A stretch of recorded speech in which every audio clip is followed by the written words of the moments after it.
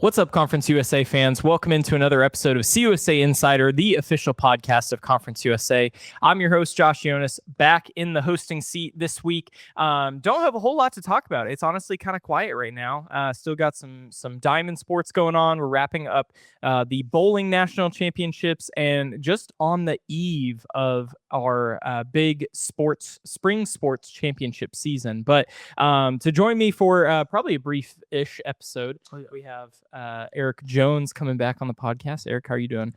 Doing good. We are 4 weeks through in baseball season now in conference play. We're almost at the halfway point, which is crazy. I know overall we're already at the halfway point, but yeah, it's been a good weekend of baseball this past weekend and another good one on tap this weekend.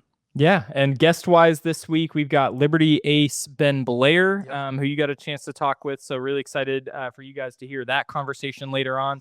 We're going to start with, as I mentioned at the top of the show, Bowling National Championship.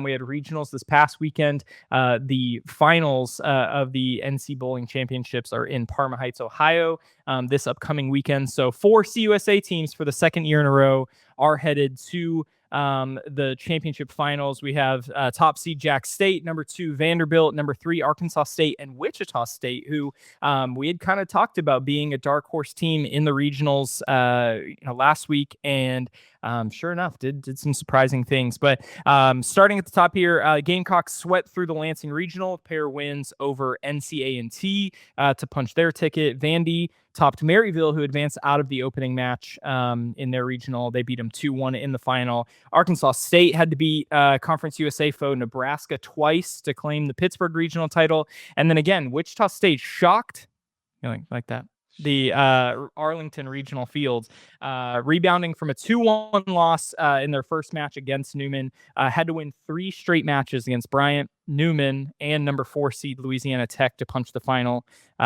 ticket to Cleveland. Forced an if necessary match with a 2-1 win over Louisiana Tech, and then claimed the best of 7 tiebreaker 4-0. I mean, they left no doubt in that one to send the Bulldogs packing. But so again, Jax State, Vanderbilt, Arkansas State, and Wichita State will square off for the Bowling National Championship in Parma Heights, Ohio, April 10th to 11th. Championship will be played in a best of 7 Baker match format, and that'll all be available on NCAA.com. So our communications assistant, Elizabeth Kanzeg, who is on here to preview regional, she'll be headed up there for the Final Four in bowling. So a Cleveland or an Ohio native, and her family's in that area. So she was lucky enough to get the chance to go up there, go see some Conference USA team, not sure which one of the 4, be crowned national champions for the 3rd straight year in as many years of us sponsoring the sport. So continuing our amazing run there. But switching over to our diamond sports, I'll go ahead and start off with softball, let you kind of chip in on what's going on in baseball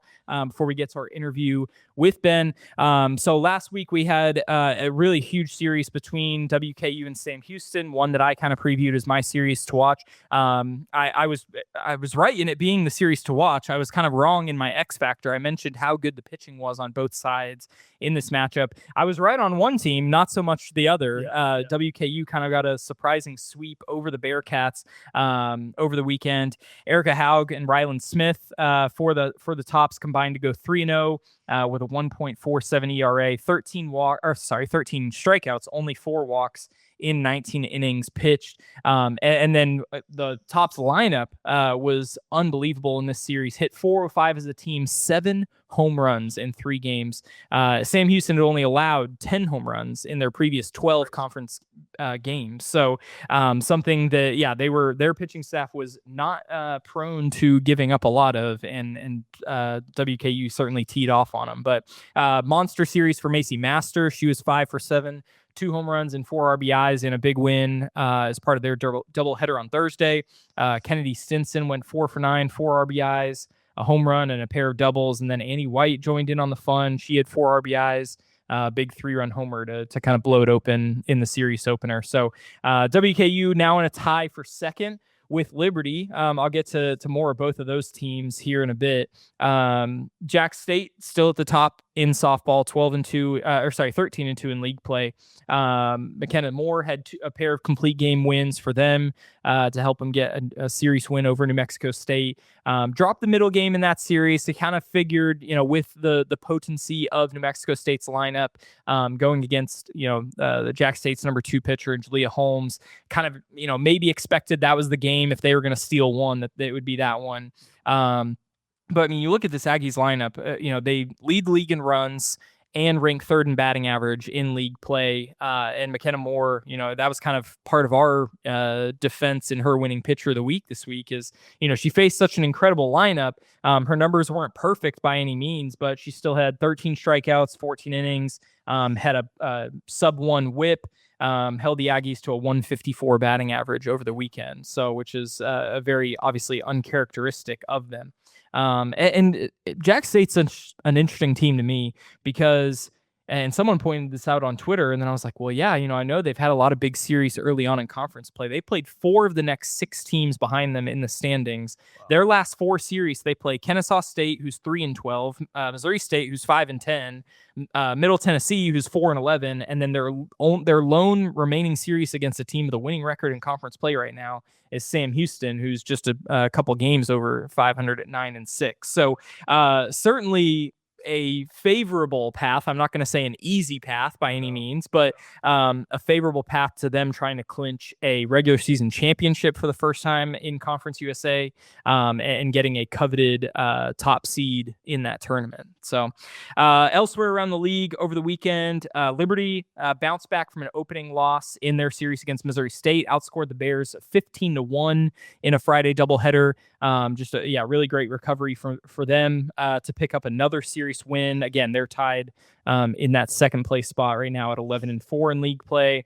FIU and Delaware picked up some pretty big sweeps over the weekend to both move over 500 at 8-7. Obviously, a little selfishly for us in the league office, we're hoping Delaware makes the tournament as the tournament host because there's nothing worse than your tournament host not even playing in it. So they're certainly moving in the right direction right now.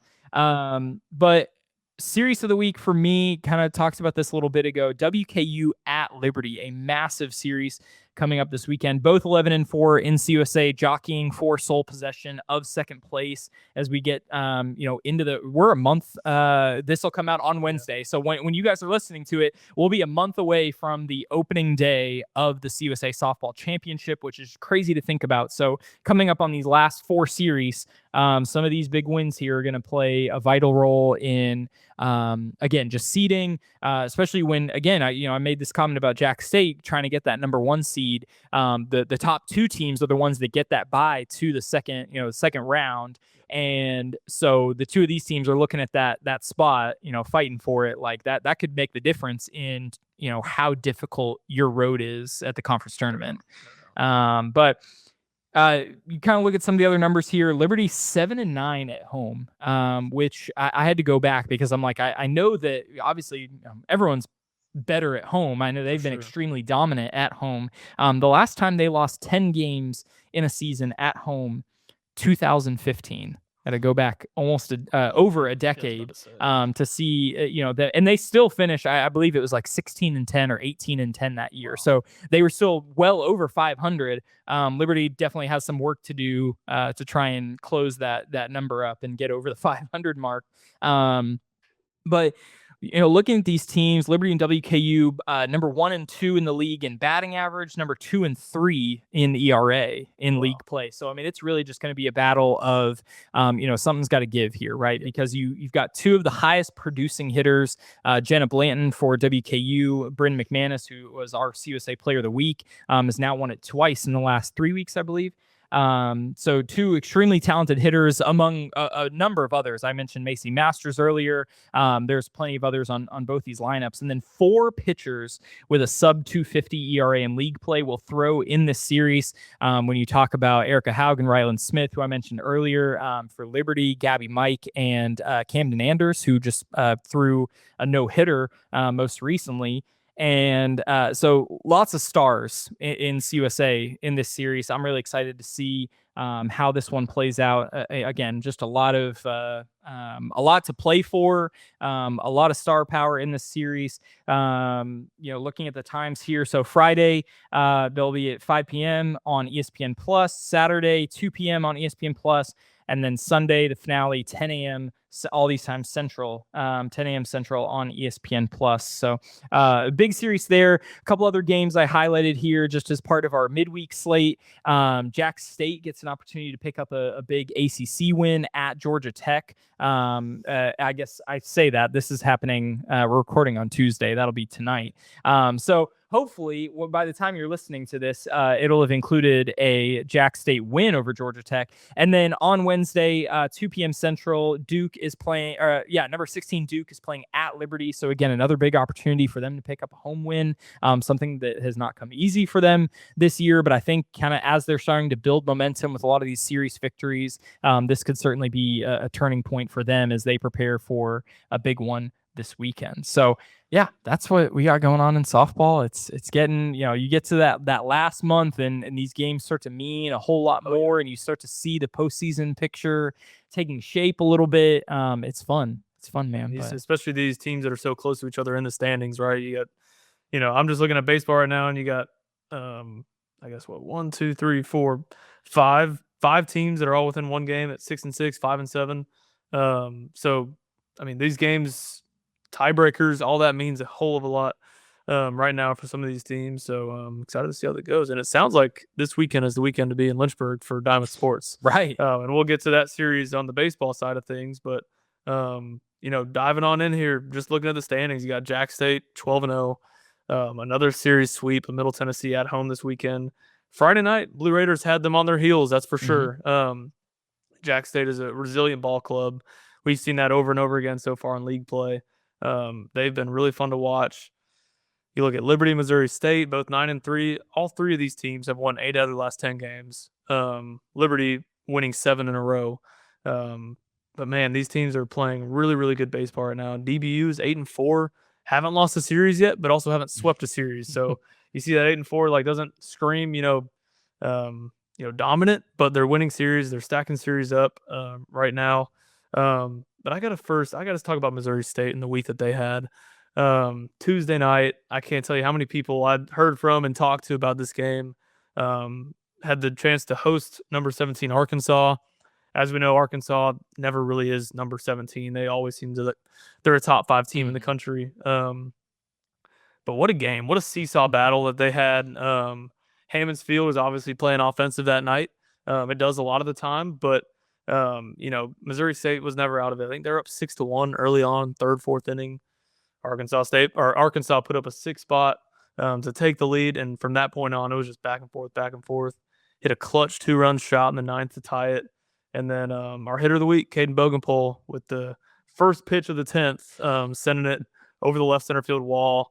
Electric. I know that ballpark was going crazy. Oh, yeah. It was really fun to see them get that big win, and after they go on to sweep Sam Houston this weekend in dominant fashion. I think they scored 10+ runs.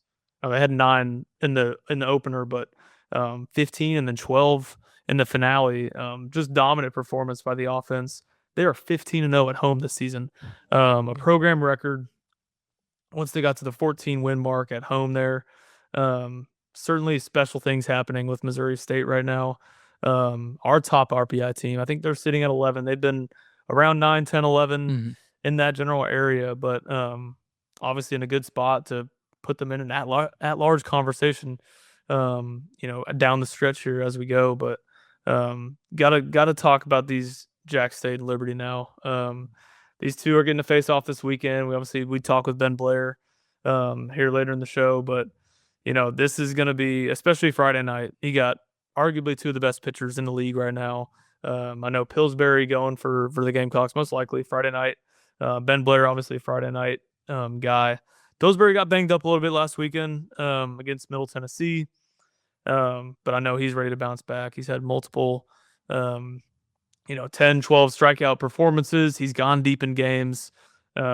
He's an established guy, and this is going to be really fun to watch because it's 2 teams that are obviously tops of the league in pitching. ERA, strikeout to walk, all those categories. But they're also teams that when they're down, they're finding ways to come back, even if they're not pretty. Liberty had some big comeback wins at WKU this past weekend. Obviously, Jax State did the same. So it's going to be really fun pitching wise, but when a team gets down, don't count them out at all. I think it's going to be really interesting to see which team battles and can take this series. I think you take Jax State obviously wants to keep the undefeated streak going, but for them, you take 2 games on the road this weekend, you got to be going home happy because that really separates themselves right at the top there. So certainly excited to see how that series goes this weekend.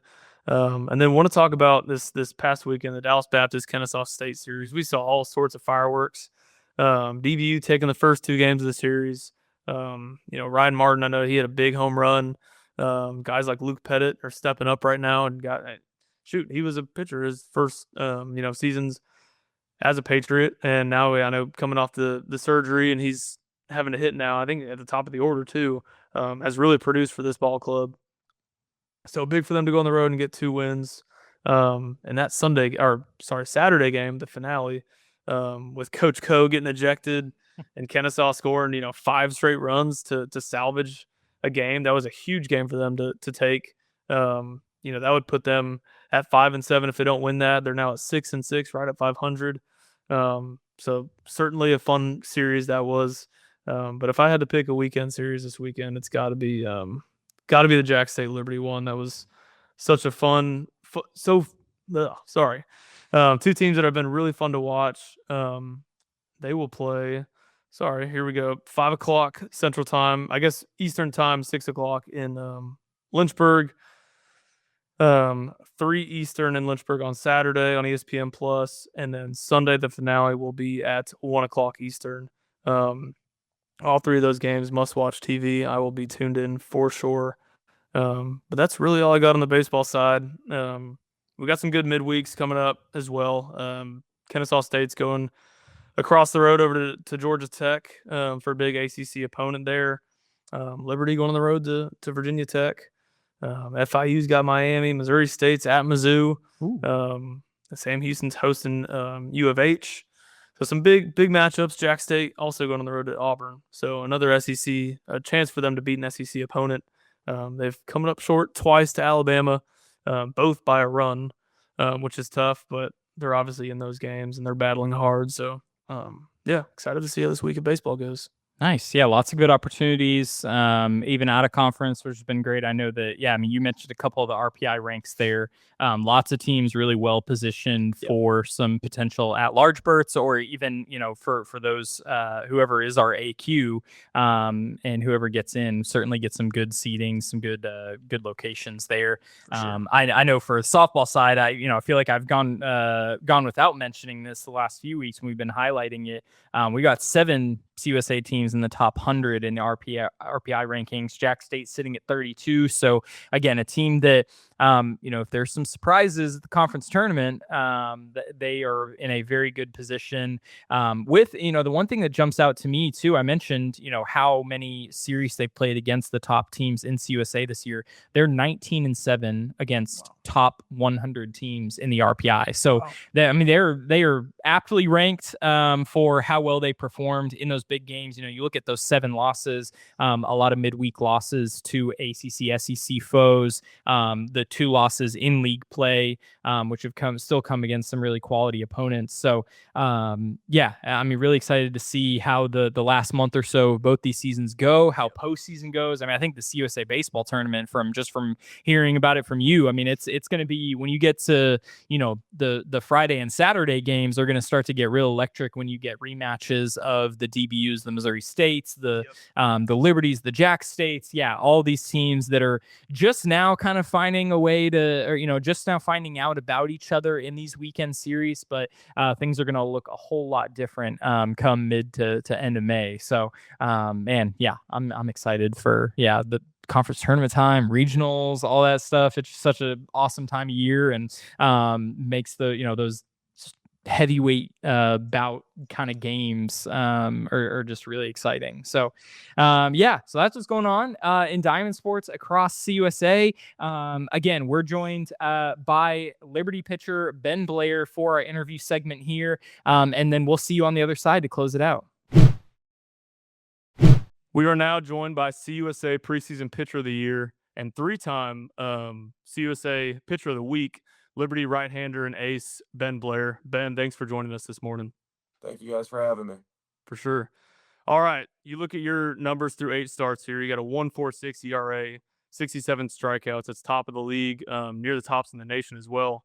What so far has been clicking for you this season on Friday nights? Yeah, I'd say it's really just attacking the strike zone, just trying to get ahead on guys because whenever you're throwing a lot of strikes, that's how you ultimately end up getting strikeouts because you got to get to 0-2, and then once you're at 0-2, you can let yourself play. But yeah, just throwing a ton of strikes, just trying to get ahead on guys, not letting them get to advantage counts where they can do damage has really been the big key for me.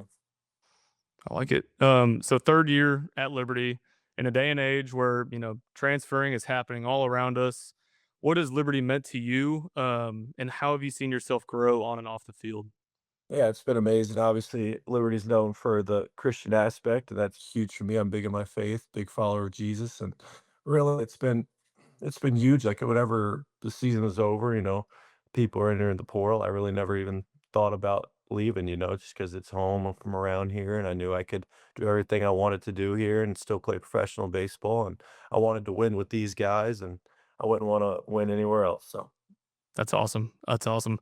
So I had the pleasure of watching you a couple weeks ago at Kennesaw State. Made a trip out there on Friday night, and after watching you pitch this year, I've noticed a level of confidence and even emotion at times.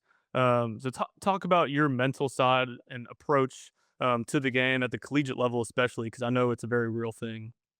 Yeah, I just try to you gotta have confidence. You gotta think you're the best on the field at all times. That's how you especially if you're gonna try to throw strikes like I do, you can't be worried about if they're gonna hit it or not. Because if you're throwing strikes, guys are gonna put the ball in play. So yeah, you have to have confidence and the emotion, a lot of that just comes from like just how much it means to me. Like this is a big season for us, big season for me, and I'm just trying to go out there and give it my best. One thing that definitely stuck out to me was your ability to maintain your velocity and even your stuff throughout the course of a long outing like that. How did this offseason, compared to your previous off seasons, really prepare you and jumpstart you this season? Yeah, I'd say this all season I put a huge priority on. I didn't go and play summer ball or anything like that. I put a big priority on just getting my body right, getting stronger, just because we felt like talking to the coaches like coming to this season, like during the off season, like where I got better wasn't I didn't need more reps on the mound, more pitching experience. I need to just get stronger, perfect my body, and just make sure I can hold the velo over starts and make sure that the stuff is still the same at the end of the season as it is at the beginning. So. That's awesome. So I actually remember 2 years ago in Ruston, the Conference USA tournament, got to see you throw as a freshman, I believe out of the bullpen, and knew that your stuff looked electric. I was like, this guy's going to be legit. But now in year 3, with some hitters and schools who have seen you multiple times over the years, how have you kind of stayed one step ahead when facing teams over the last few years? Yeah, I'd say it's just been getting a little bit better each year, not staying stagnant, not being complacent with if I thought I was good as a freshman, like I knew I could always get better and just never thinking I'm a finished product, always knowing that I can always get better. And even though I have a level of confidence, having some humility to know that there's others out there that could be better. And so I gotta work every day to get better and better myself. So obviously, we talked about how dominant you've been so far this year. Have you had an outing where you may not have had your best stuff? And kind of how did you persevere and get the job done? Yeah, I'd say the second start of the season, you have the first start, you're all hyped up on adrenaline and everything, and then come out the second week and you got to do it again. And we played a good team in West Virginia, and I think I went like four and a third, 3 earned runs, but not a lot of damage. But just I wouldn't say I didn't have my slider for strikes that day, so it was a little bit tougher. I wasn't throwing the cutter for strikes yet then early in the season, and I really didn't have a strikeout pitch. Like I'd get these guys to 0-2, and they're a good hitting team. They'd foul everything off, so I'd have to throw more pitches. And then when they're put it in play, they found some holes in the shift and stuff like that. And then just some jam shot like shift beaters, and then yeah, just ended up getting singles, which ended up getting them some runs, and it wasn't a terrible outing, but it was one of those that I realized I needed to have all 5 pitches for strikes For in order sure. to be effective. For sure. And sometimes those outings are what you want to have early on in the year. I know y'all face a rigorous non-conference schedule, and even on the midweeks too, that prepares y'all for a good conference slate. But let's talk about the team a little bit. Y'all are 22-9 overall, sitting in second place right now, in a tie for at 9-3 in league play. What feels different about this year's team? Yeah, I think there's just a little bit more of a competitive edge to this squad this year. I think we were good last year, but we were a lot better not in conference. And then whenever we got in conference, we kind of got shell shocked by how hard the other teams were playing against us, and we really didn't have that grit to punch back. And it was tough because we went like 7-3 in the ACC, beat all these ACC teams, ranked teams, and then we'd come on the weekend and lose to teams in our conference, and we'd get I don't know, we didn't know how to handle it, and so we never really picked it back up. But this year, like a lot of these guys have been through that, experienced that, and now we're ready to. And we know how important the conference play is, also. No doubt. So I want to give your teammate Bradley Sayak a shout out as well. He's been just as dominant, almost closing out series on Sundays for the most part. What's y'all's relationship been like? No, he's great. He asked me a ton of questions. He's a funny guy, and he's really competitive. He knows what he's doing, and he has a really good mindset. Especially pitching on Sundays. I've told him before, like it's tough because you're either playing against a team that's trying to sweep you, trying not to get swept, or they're trying to win the series. So you're getting every team's best bullet. They're coming out ready to play, and so he's just got that level of competitiveness and grit that he's been able to do really well for us. It's important to win the series when you got him going on Sundays. It's always big. No doubt. And I mean, all three games are obviously very important, but I think those first ones setting the tone and then him closing it out has been a great duo from y'all all season. It's been really fun to watch. Um, all right, so let's talk about the coming up weekend. 12-0 Jax State. They're doing historic things down there. They're coming to town with a veteran heavy lineup and a top pitching staff as well. How pumped are you to go to battle with these guys on Friday night? Yeah, it's gonna be awesome. You want to play against the best when you want to be the best. So in order to be the best, you gotta beat the best. So we want to play against them, and they're a good team. We know that, but we know that we're a good team also, and we're motivated, and we're all really excited for the challenge. In a series like this, how much do you kind of embrace the moment versus treating it like any other start? I think you gotta almost just treat it like any other start. I'm sure on Friday I'll have a little bit more juice just naturally because Sure. your body knows it's a big game. So, but you don't want to like make it bigger than it is and come out there trying to do too much. I gotta keep doing what's been working all season, and so I need to stay within myself. So. Well, we got possibly the pitching matchup of the year Friday night. Do you know much about Eli Pillsbury? I mean, he's been, obviously a southpaw, kind of new to the league this year, but he's been really good. Do you know much about him? I know he's been shoving. I don't know. I don't know too much about him. I know that they've got 3 good starters, and Yeah. I know that he's been having a really good year. So it'll be fun.